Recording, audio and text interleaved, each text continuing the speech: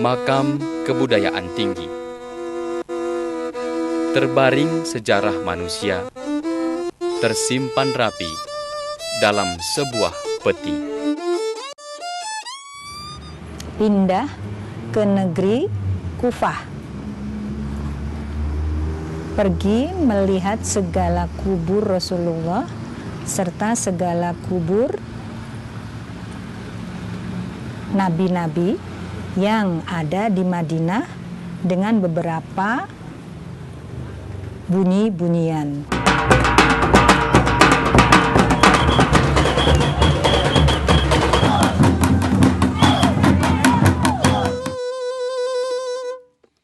Tulisan tertuang di secarik kertas. Kata terucap dari silsilah.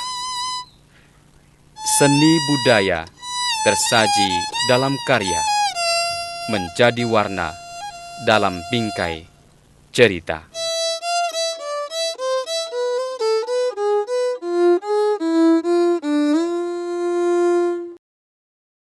Karena jiwa tak akan pernah berpikir tanpa adanya gambaran. Muhammad mengatakan, apa Jibril sebagai bukti saya bahwa Hasan Hussein akan meninggal di bulan Muharram. Nah, ambil segenggam tanah, simpan di surahi kaca. Dan saat nanti tanah itu menjadi darah, saat itulah kematian Hussein. Tujuan ngambil tanah itu ibarat tadi itulah dengan kabar tadi yang dalam peperangan tadi, itulah sebagian badan dalam peperangan badan Hussein tadi itulah dapat sebagian.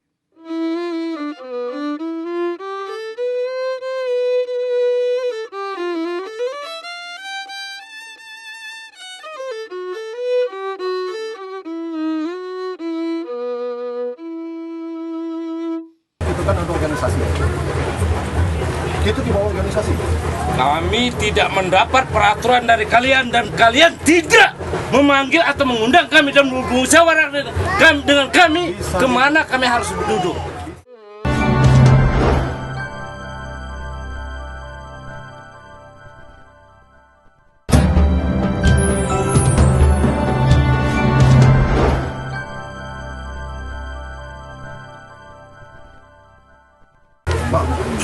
Maaf, saya minta. Cuman itu kan ada organisasi. Itu di bawah organisasi.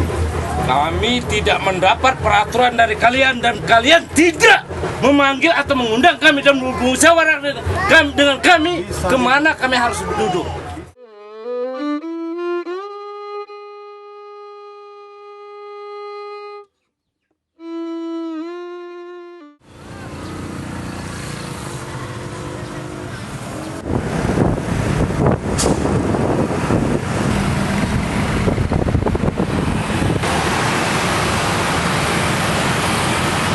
Itu adalah awal dari cerita Tabot ini. Ada 10 pasal. Ya, terbagi atas beberapa pasal gitu ya. Nah, itu adalah yang mengawali di pasal pertama tentang kronologisnya. Nah, inilah yang menarik perhatian kita bahwa ternyata naskah ini menceritakan tentang berbagai hal yang menyangkut ritual tradisi Tabot yang dilaksanakan oleh masyarakat Bengkulu. Ya, ritual itu banyak, ya, kita buat saja-sajanya itu ibarat tadi itu. Itulah kena kebiasaan dari orang tua kita dulu. Ya model air sasaran kan.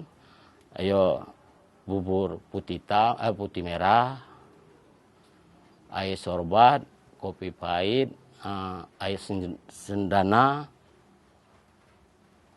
Ya 5 macam.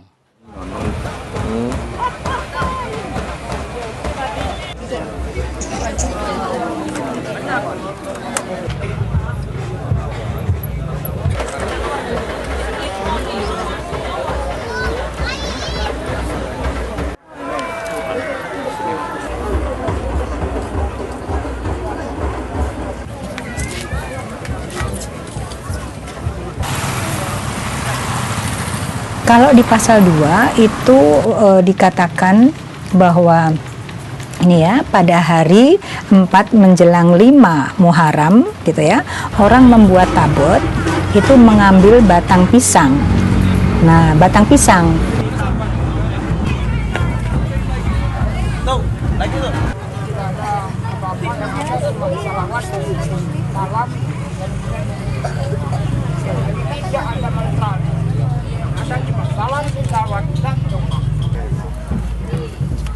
Kalau kita kaitkan dengan tradisinya ya, itu adalah pada waktu itu ada duduk penja, di mana duduk penja itu mencuci jari-jari itu loh. Jadi mencuci jari-jari semacam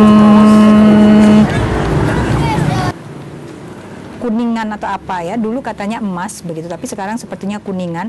Jadi dicuci sedemikian rupa oleh ketua-ketua, artinya KKT, keluarga keturunan Tabot gitu ya, yang artinya mereka yang dianggap punya hak untuk melakukan itu.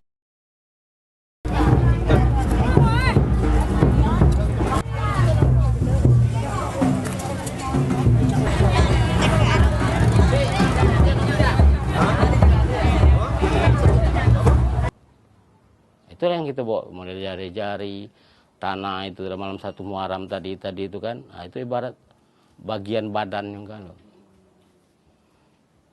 Pasal 2 dikatakan untuk mendudukan penja. Jadi ini mengambil batang pisang dan mendudukkan penja, gitu. Nah itulah yang ada di dalam cerita, dan itu ternyata di dalam ritual Tabotnya juga dilakukan.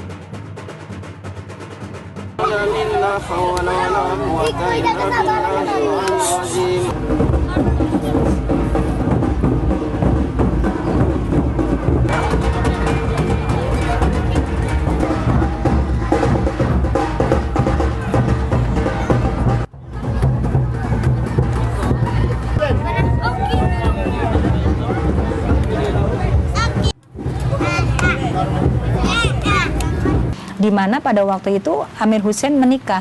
Oh, nah Ya, jadi katakan di sini bahwa menjelang 5 itu, artinya 4 ya, hari tatkala Amir Hussein kawin. Nah, jadi kawin dengan salah satu anak Raja Kusairi yang disebut di sini namanya adalah Sahari Banun. Dalam ritualnya itu kok ada itu mencuci penja, duduk penja.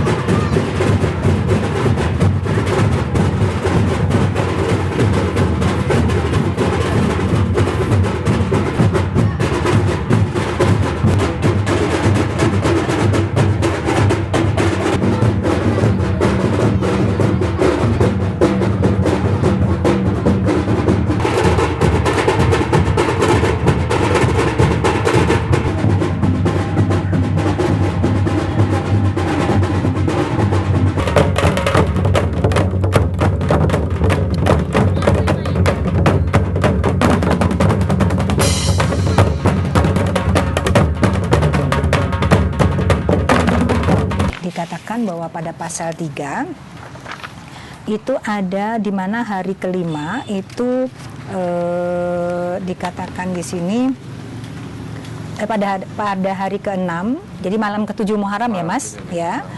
Jadi segala orang yang membuat tabot itu pergi berjalan ziarah. Nah, jadi dikatakan ziarah di sini artinya tatkala Amir Hussein berangkat dari negeri Madinah pindah ke negeri Kufah.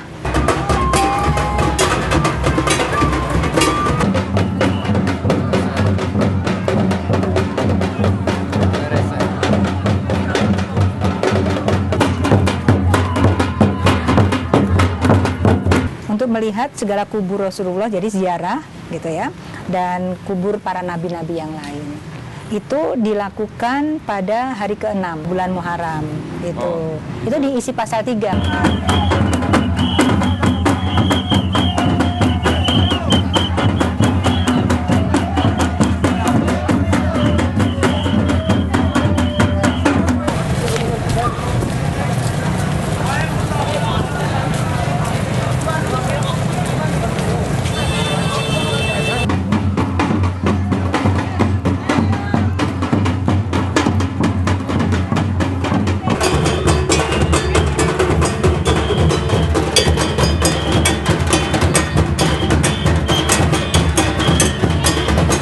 Jadi di pasal 4 pada malam ke-8 itu ke-8 ya Pak ya, ke-8 orang-orang membuat tabot mengarak jari-jari. Artinya dikatakan di sini bahwa orang dari negeri Kufah akan menyongsong menyambut Amir Hussein. Hari itulah kacau mengacau, itu malam ke-7 arak jari-jari. Arak jari-jari itulah dapat dari potong-potongan dari cincangan dari pihak lawan Hasan Hussein tadi kan, dia dapatlah satu jarinya tadi.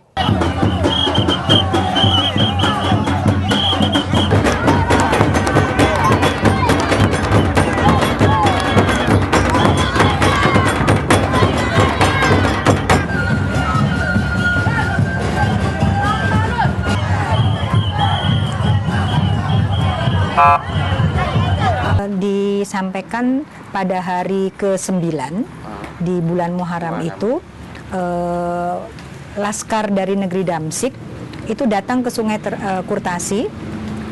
Mereka bermaksud dikatakan di sini untuk melakukan perang, artinya berperang. Tujuannya untuk memotong kepala Amir Hussein.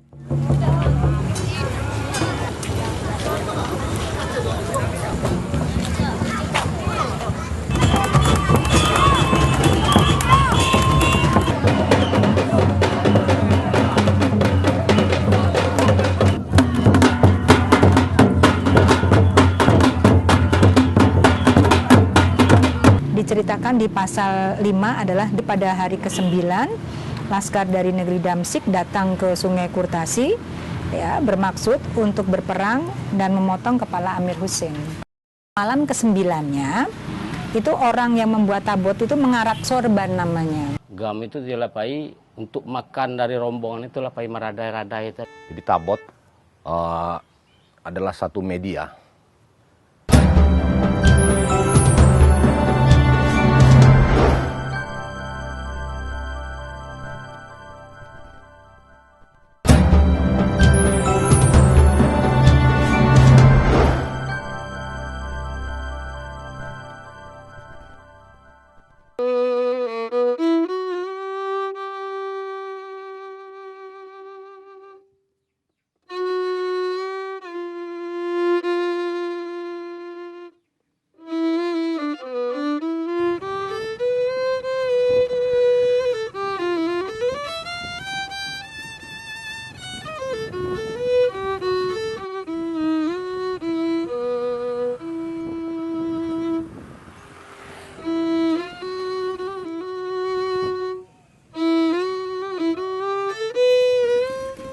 Ada yang pasal 6 itu kan hari ke-9 itu 9 pagi ya, 9.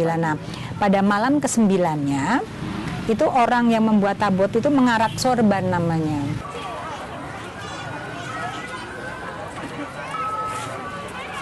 Kamu cuma berdua. Kamu cuma berdua.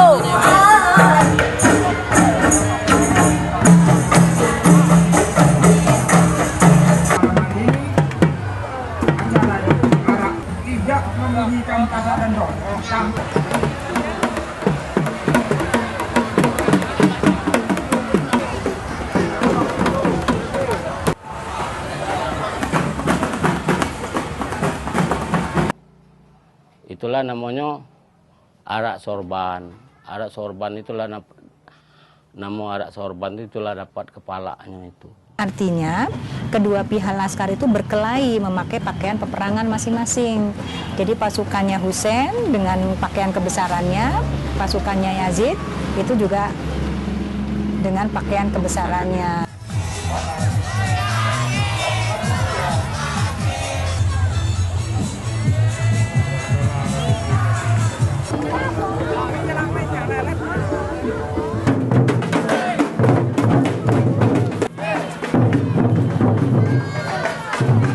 Kemudian pada hari ke-9 juga, pasal 7 itu ada hari yang disebut dengan hari Sunsan namanya. Sunsan. Artinya itu berdiam-diam. Ya, berdiam-diam.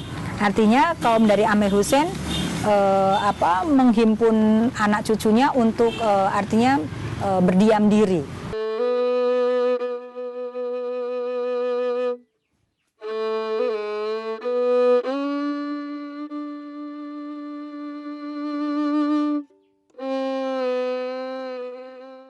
Jadi berdapat kepalanya itu, jadi itulah akhirnya itu dalam peperangan tadi itu kan dari pihak Hasan dan Husein tadi itu kan ya satu kekalahan jadi sudah nguncil jadi kan. Itu namanya GAM itu.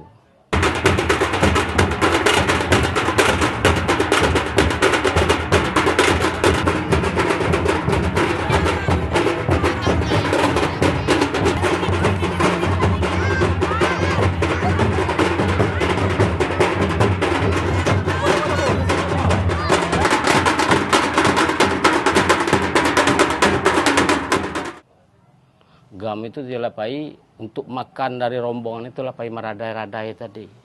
Boklah jari Hasan Husein tadi. Diarak. Jajapai minta meradai. Karena kelompok tadi ya sebagian untuk memakamkan dari Hasan Husein tadi. Dan juga yang kedua dari untuk makan dari kelompok-kelompok yang sudah kalah tadi.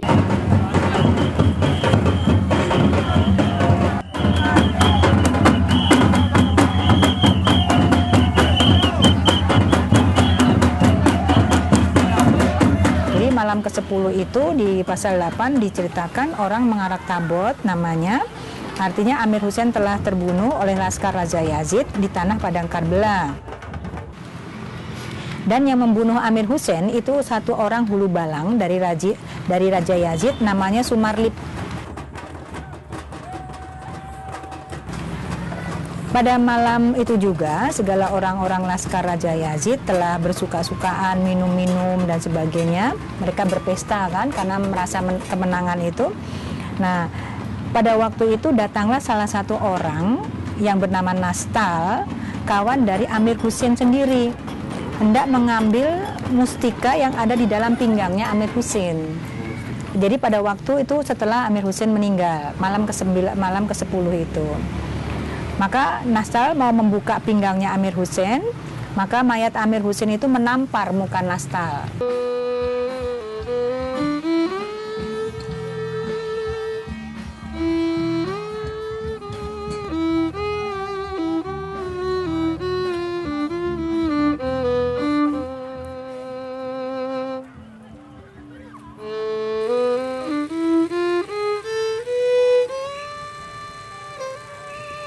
Lantas Nastal jatuh pingsan, tidak sadarkan diri, ya, seperti orang tidur dikatakan di situ.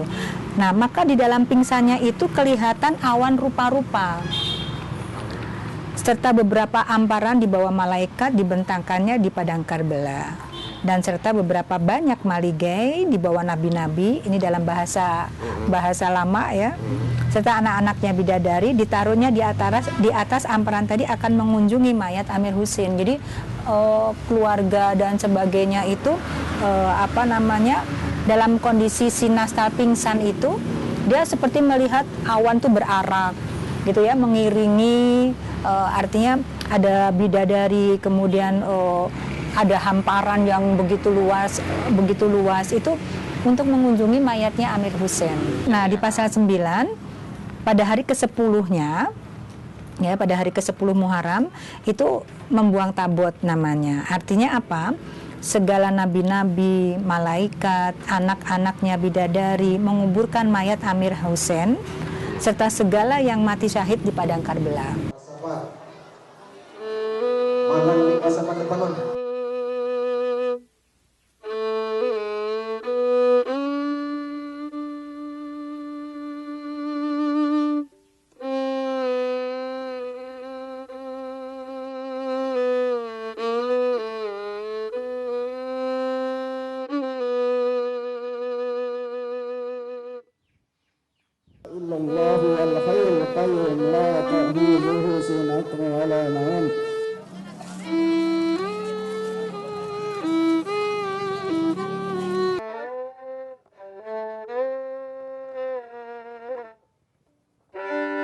Identik dengan musik perkusi.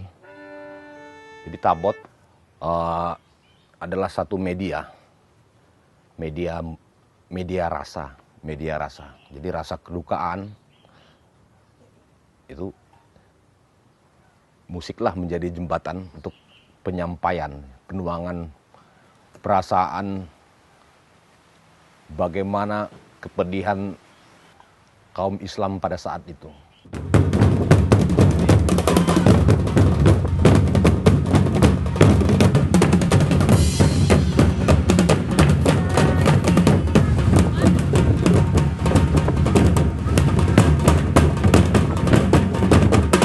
Suara dol itu mempunyai sifat seruan. Ya, mungkin seperti sekarang, seperti beduk, itu kan seruan, mengajak kita ke aktivitas yang wajib gitu kan.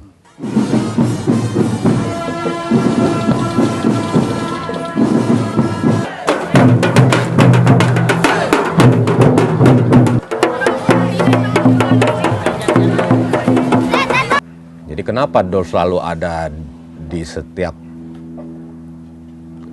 upacara ya, upacara tabot ini, dari tanggal 1 sampai tanggal 10. Nah, ya.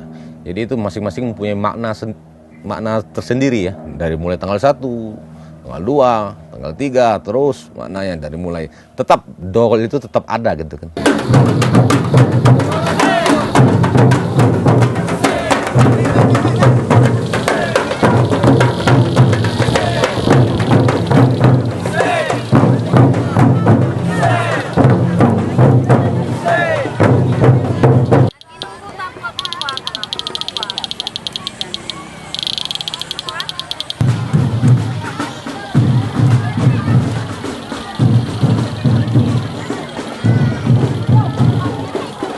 Ketika alat musik itu ditabuh, dimainkan gitu kan, maka sesuatu akan terjadi gitu, atau sesuatu akan dimulai, sedang terjadi,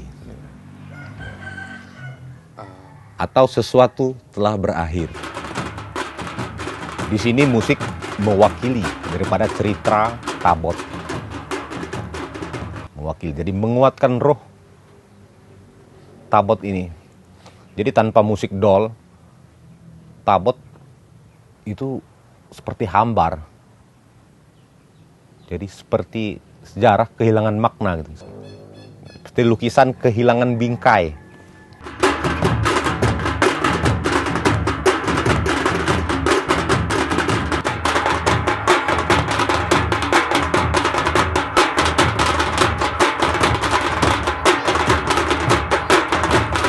Telah merampas yang telah terampas oleh Laskar Raja Yazid menjadi orang miskin. Nah, ini hanya sebagai penutupnya aja. Warna cerita tersaji agar tak gagal mengerti. Satu kisah cerita.